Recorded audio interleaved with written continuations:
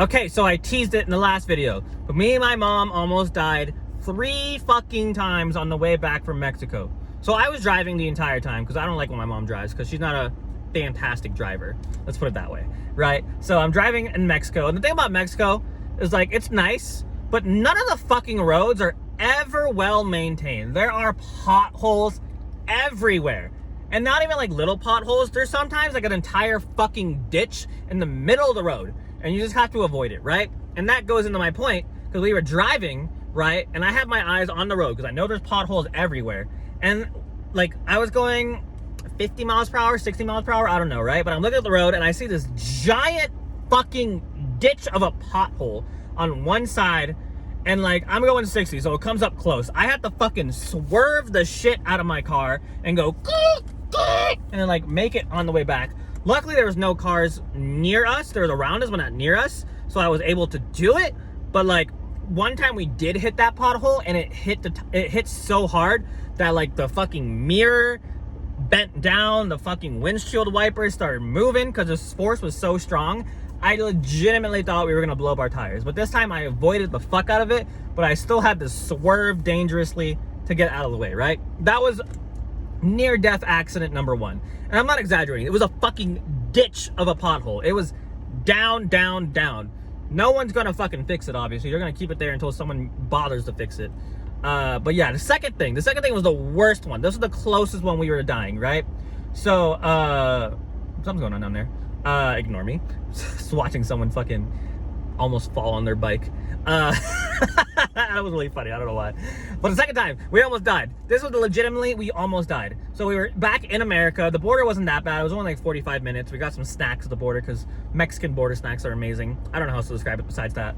But yeah, we're driving and we're at the Tecate border, right? So the Tecate border to get there is a really windy path to get there to the border. But like after the border, I mean, it's a really windy path. So in the US, it's a windy path. And I'm okay with windy paths, right? But we're like, not even like 5 minutes into America, and like it's a 2-way, so it's one way, so like it's 2 lanes, right?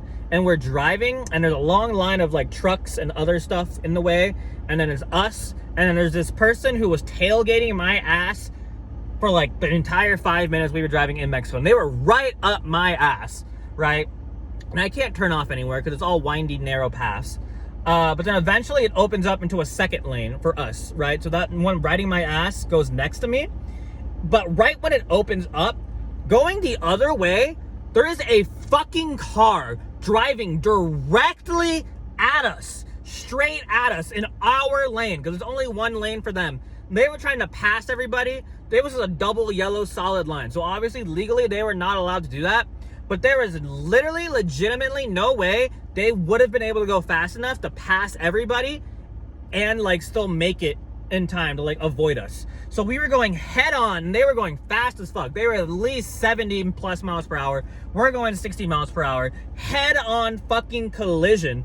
And the person next to us who was riding our ass, who I was pissed off at for riding our ass, they saw what was gonna happen. So they smartly saved our fucking lives. The person I fucking hated for 5 fucking minutes saved our lives because they moved over just enough so that I was able to once again swerve the fuck out of my car and like just barely not hit them, and they just barely did not hit us. I swear to God, it was like a foot of fucking difference on each side.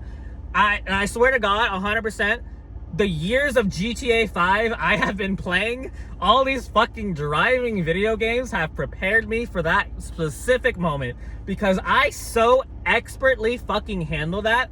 You could literally hire me for the fucking Fast and the Furious franchise. I could be a fucking stunt driver. How much of a fucking badass I felt after that. I don't know what the fuck happened to that one car. I'm sure they got fucking scot-free, nothing happened, and I'm sure they made it safely to the other side. But like, that shit was an action movie. That shit was in-fucking-sane. And that wasn't even the last thing that happened. That was the second of 3 fucking near-death things that happened to me.